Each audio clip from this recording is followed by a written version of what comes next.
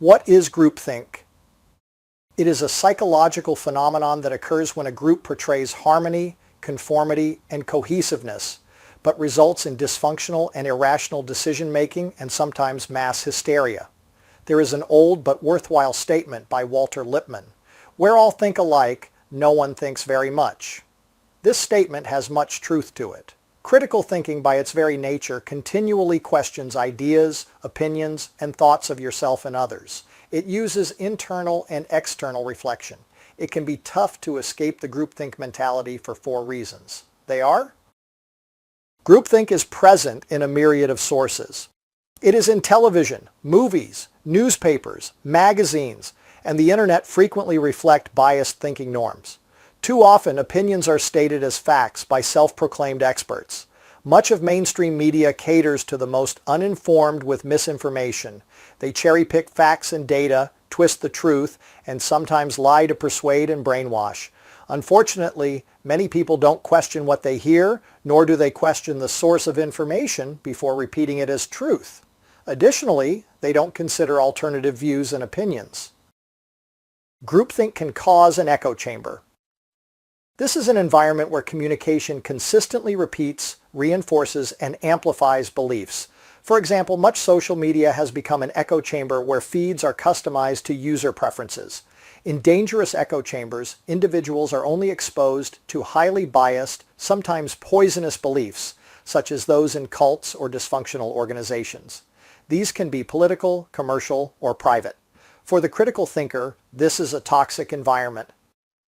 Getting along with others is crucial in a civil society to a point.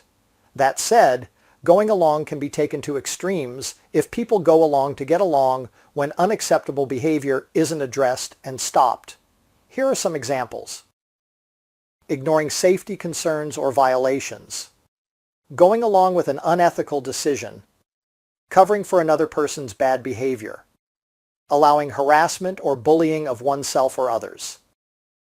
When no one addresses bad behavior, they may fear non-acceptance or retaliation from other group members or the group itself. Also, when bad behavior is ignored, more will likely follow. Trust and respect are severely damaged, leading to more dysfunctional behavior. Dealing with crabs in a bucket. The term crabs in a bucket is a powerful analogy for disappointing human nature. One crab placed in a bucket can easily crawl out. However, an interesting phenomenon occurs when multiple crabs are put in the same bucket. Each time a crab tries to crawl out, other crabs will pull the creature down. Some bitter individuals have similar characteristics to crabs in a bucket. They are unhappy, sometimes miserable, with their own lives, jealous, and don't want others to succeed.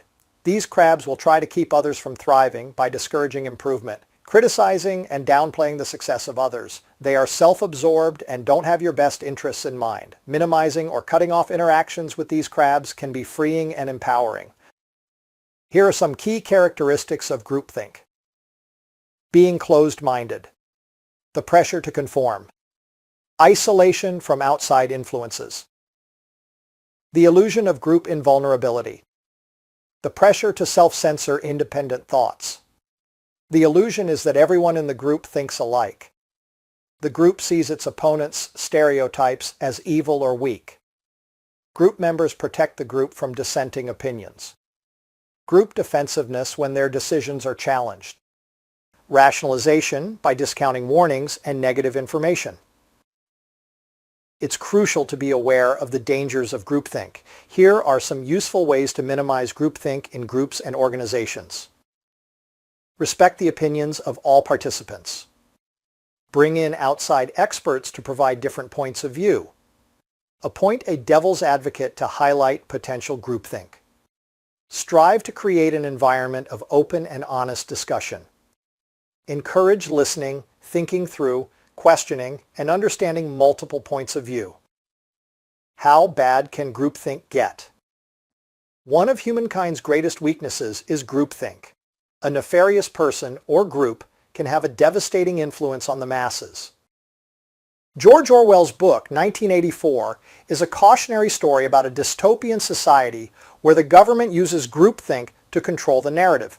In the book, the government of Oceania rewards conformity and punishes dissent, creating a climate in which people are afraid to speak their minds.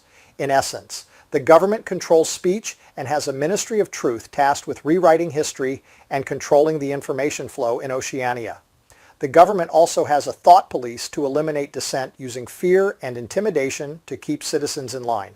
It punishes anyone caught thinking, speaking, or acting against the party. Orwell's novel is chilling and a warning about the dark side of human nature's desire to control the masses. The dystopian model has been and is being used in totalitarian systems. Note, the word Orwellian describes a dystopian totalitarian political system with mass surveillance, propaganda, disinformation, thought control, suppression of free speech, and dissent. George Orwell said, "The further society drifts from the truth, the more it will hate those who speak it." Intellectual laziness. People unwilling to research anything past surface information on impactful issues, policies, and programs are not using intellectual rigor. They review only one side of a topic or argument. Intellectual lazy people can be subject to some of the worst kinds of groupthink. Stating rhetoric as facts without any backup facts, data, and empirical evidence on important issues is a telling sign of intellectual laziness. Other indicators include, but are not limited to, jumping to conclusions, oversimplification, shallow arguments, selective listening, a dismissive attitude toward learning, and a lack of a curious and open mind. The most dangerous? Groupthink. When evil and corrupt individuals, governments, companies, and the media use groupthink, it can damage the fabric of society. The problems of the world are complex. For the non-critical thinker, the world is a much simpler and naive place to live. Thinking outside a group can be uncomfortable. However, it is necessary for the critical thinker.